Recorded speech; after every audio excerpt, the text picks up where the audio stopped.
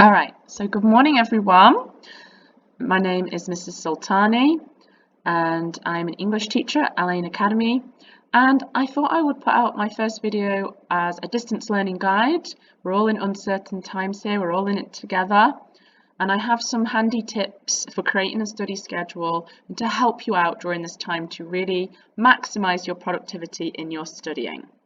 So I'm going to run through a few tips and I'm going to show you a calendar blocking technique that I use to organize my schedule.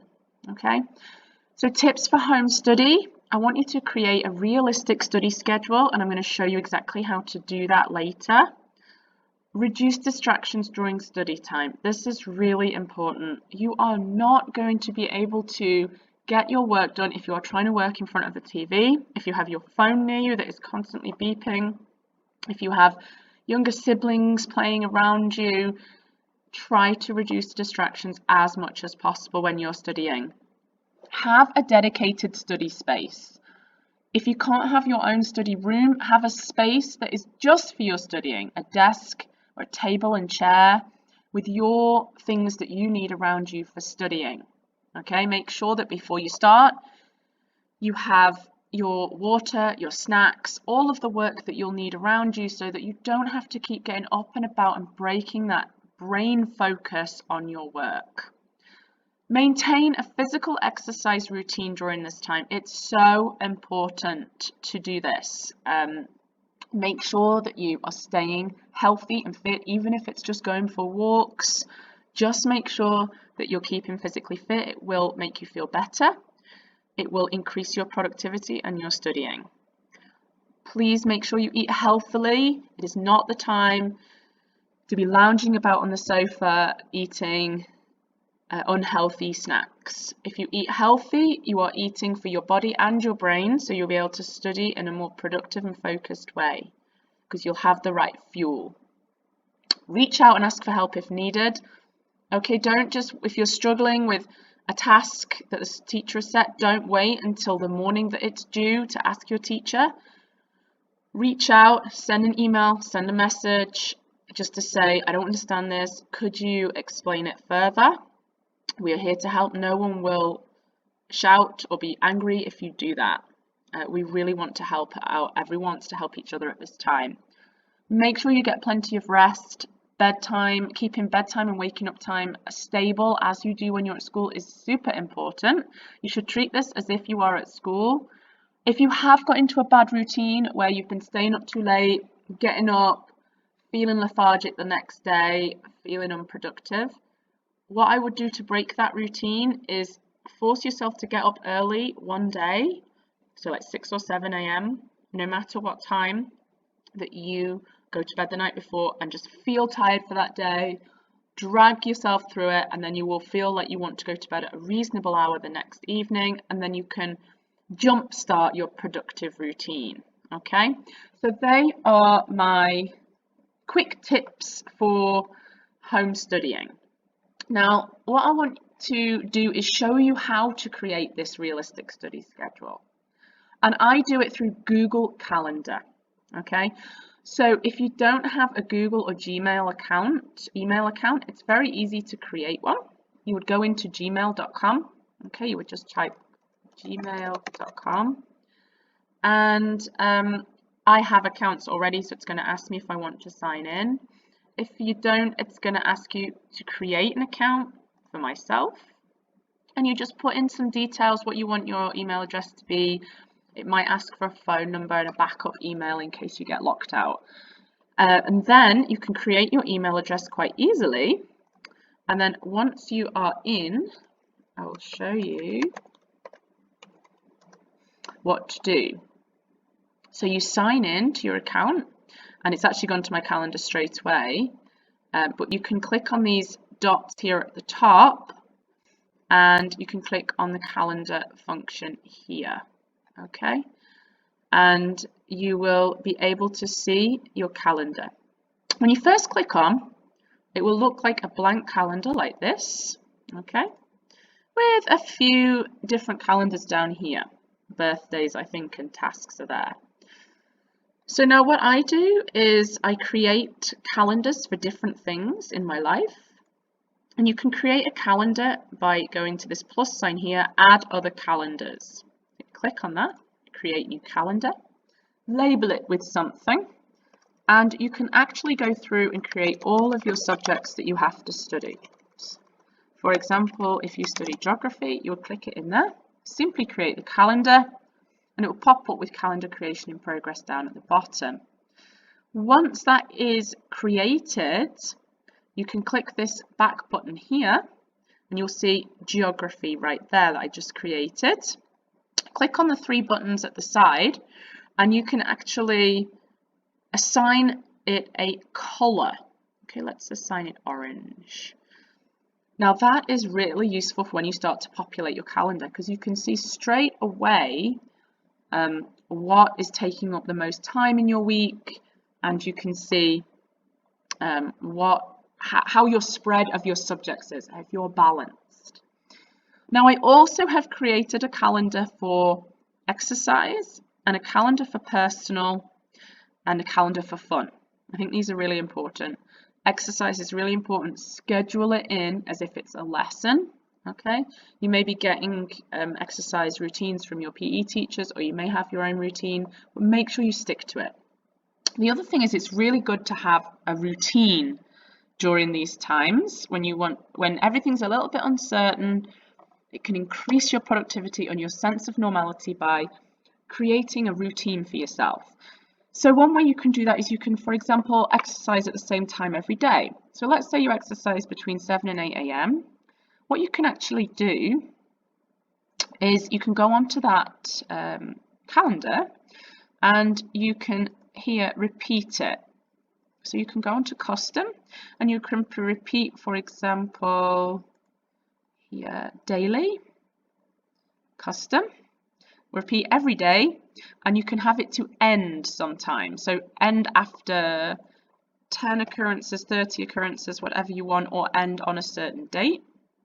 You can click done, save, and then you will see it's populated it every day for me. So I know that every day I'm going to be exercising between 7 and 8 a.m. Then you can start to assign your fun activities. This is really important because when you're working, you want something to look forward to. You're not just working like a tyrant, you are going to have some fun as well.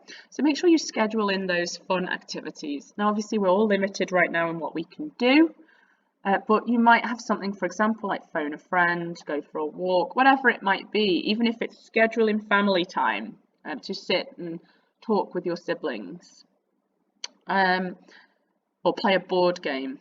Now, I would advise against scheduling your fun to be screen time at this time, because you're going to be spending probably more time on the computer than you would have done before.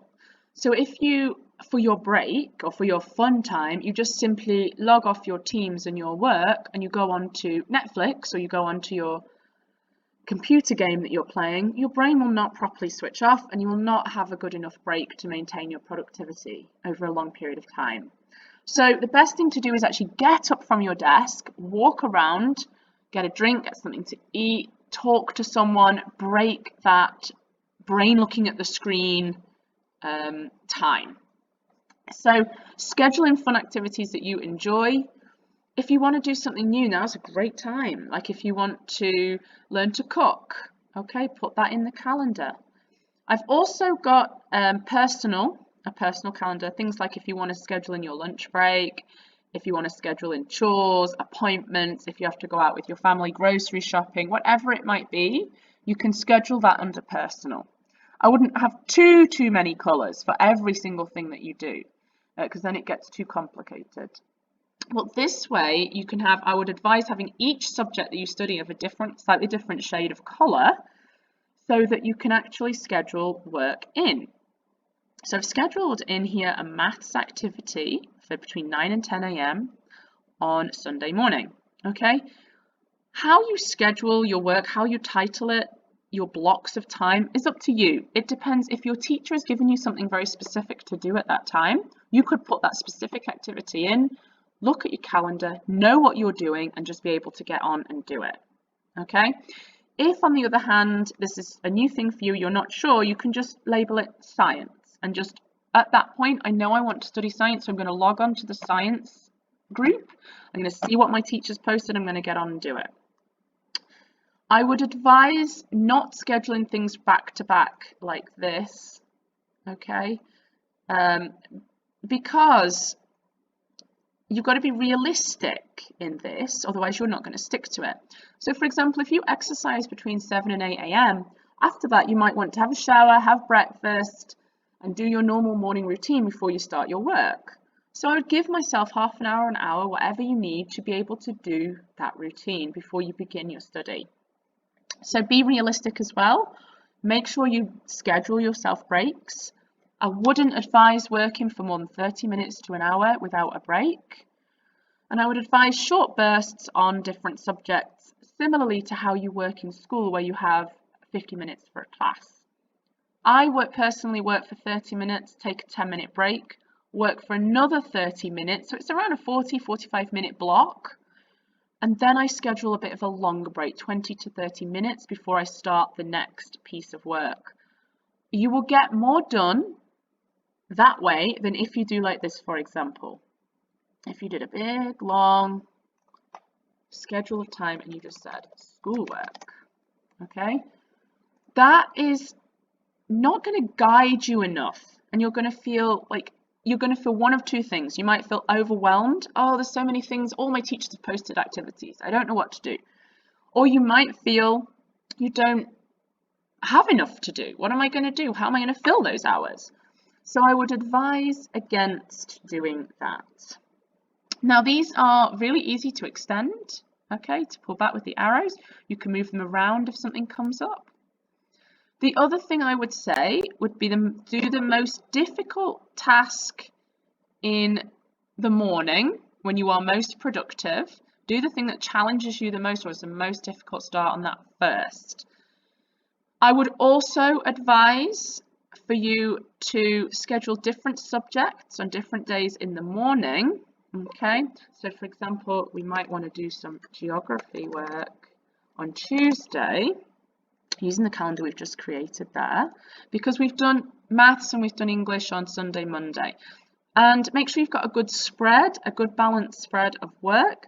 And obviously, as we go through this process and you see how much work your teacher's setting you and how long it's going to take you, you may need more time on maths than you do geography, or you might need more time on English than science. And that's why this is a great method of managing your priorities and managing your subjects.